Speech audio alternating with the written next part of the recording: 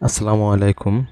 অনেকে নিজেরা incubator machine বানিয়ে ডিম ফোটাতে চান, কিন্তু ভাবেন আসলে নিজেরা ইনকিউবেটর বানালে ডিম ফুটবে কিনা বা কত পার্সেন্ট ডিম ফুটবে, এরকম একটা দ্বিধাদ্বন্দ্বে থাকেন।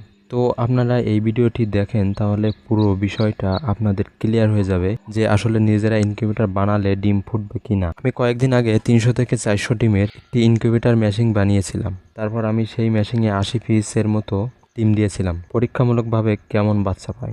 তারপর আমি কিছুদিন পর ডিমগুলো ক্যান্ডেলিং করি, এবং ক্যান্ডেলিং করার পর আমার 9 পিসের মতো ডিমে বাচ্চা ছিল না, অর্থাৎ সেটা বীজ ডিম ছিল না। বাকি ডিমগুলোর ভেতরে বাচ্চা খুব সুন্দরভাবে নড়াচড়া করছিল, মানে স্বাভাবিক অবস্থায় ছিল। তখন আমি চিন্তা করলাম আমি আরেকটা হ্যাচার মেশিন বানাবো, যেখানে আমি 18 দিন পরে ডিমগুলোকে ট্রান্সফার করব। তারপর আমি 80 থেকে 100 পিসের ডিম ধরে এরকম আরেকটা মেশিন তৈরি করলাম।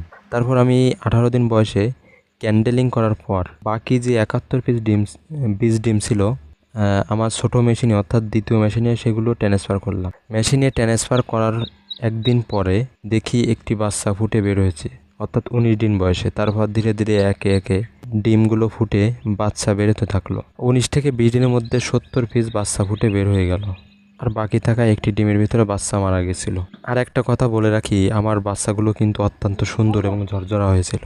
আসলে যারা মেশিন নিজেরা বানাতে চান, আমি তাদের উদ্দেশ্যে বলবো অবশ্যই নিজেরা ইনকিউবেটর মেশিন বানিয়ে সেখান থেকে বাচ্চা ফোটানো সম্ভব, তবে কিছু নিয়ম আপনাকে অবশ্যই ফলো করতে হবে, তা না হলে কিন্তু আপনার পুরো ডিমগুলো নষ্ট হয়ে যেতে পারে এবং আপনাকে লসের সম্মুখীন হতে হবে। তো আমি কিভাবে ইনকিউবেটর মেশিন দুটো বানিয়েছি এবং কি কি নিয়মগুলো ফলো করতে হবে, যদি আপনারা দেখতে চান বা জানতে চান, তাহলে কমেন্ট করে জানাবেন। আপনারা কমেন্ট করলে আমি আগামীতে একটা ভিডিও দেবো ইনশাল্লাহ, কীভাবে ইনকিউবেটর মেশিন বানাবেন এই বিষয় নিয়ে। আর ভিডিওটি ভালো লাগলে SM আউটসাইড এগ্রো ইউটিউব চ্যানেলটি সাবস্ক্রাইব করে রাখবেন এবং ফেসবুক পেজটি ফলো দিয়ে রাখবেন।